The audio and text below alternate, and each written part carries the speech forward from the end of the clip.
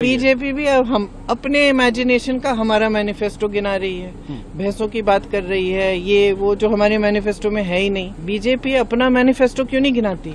45 सालों में सबसे ज्यादा बेरोजगारी क्यों है देश में, अगर इतना काम किया है इन्होंने? उनकी सनक है कांग्रेस पार्टी, मोदी जी की भी किसी भी हालत में नहीं जीत सकते क्योंकि कुछ किया नहीं है उन्होंने। कौन से मंत्री के साथ मोदी जी रोड शो कर रहे थे जिसने कहा कि हमें 400 सीट दोगे तो हम संविधान बदलेंगे? कि इनका पूरा प्रयास 10 सालों से ये रहा है कि लोकतंत्र को कमजोर करेंगे। नए सवाल बीजेपी भी आपसे खड़ा कर रही है। बीजेपी भी अब हम अपने इमेजिनेशन का हमारा मैनिफेस्टो गिना रही है, भैंसों की बात कर रही है, ये वो जो हमारे मैनिफेस्टो में है ही नहीं। बीजेपी अपना मैनिफेस्टो क्यों नहीं गिनाती?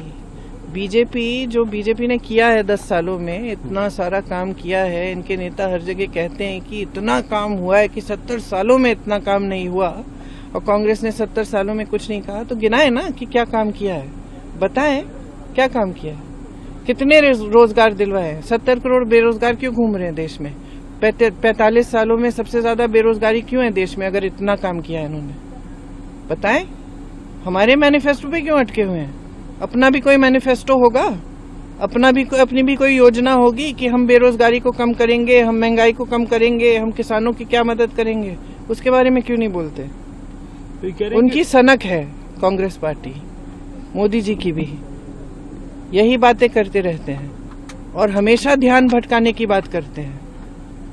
जो ठोस बात है देश के लिए, देश की जनता के लिए आज तक नहीं की है, और वो जानते हैं, इनके सारे नेता जानते हैं। अगर ठोस बात पे उतर गया चुनाव, अगर बेरोजगारी, महंगाई, किसानों की जो मुसीबतें हैं, मजदूरों की मुसीबतें हैं, इस पे उतर गया चुनाव, तो किसी भी हालत में नहीं जीत सकते क्योंकि कुछ किया नहीं है उन्होंने। संविधान बदलने की बात किसने की? किसके प्रत्याशियों ने की? किसके मंत्रियों ने की?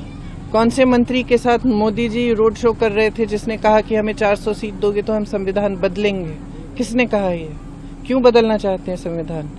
संविधान अधिकार देता है, आरक्षण देता है, आंदोलन का अधिकार देता है। इसलिए बदलना चाह रहे हैं क्योंकि जनता को कमजोर करना चाह रहे हैं, क्योंकि इनका पूरा प्रयास 10 सालों से ये रहा है कि लोकतंत्र को कमजोर करेंगे ताकि इनकी सत्ता बनी रहे। क्योंकि क्या जो परिस्थितियां बन रही हैं इस देश में, जनता समझ रही है, जनता जानकार है, जागरूक बन रही है, जनता समझ रही है कि अगर इस तरह से चलता जाए तो लोकतंत्र भी संकट में है। मणिशंकर अय्यर के अगर आप ये वीडियो YouTube पर देख रहे हैं तो हमारे चैनल को सब्सक्राइब करें और बेल आइकन को दबाना ना भूलें। अगर आप Facebook पर ये वीडियो देख रहे हैं तो हमारे पेज को लाइक करें।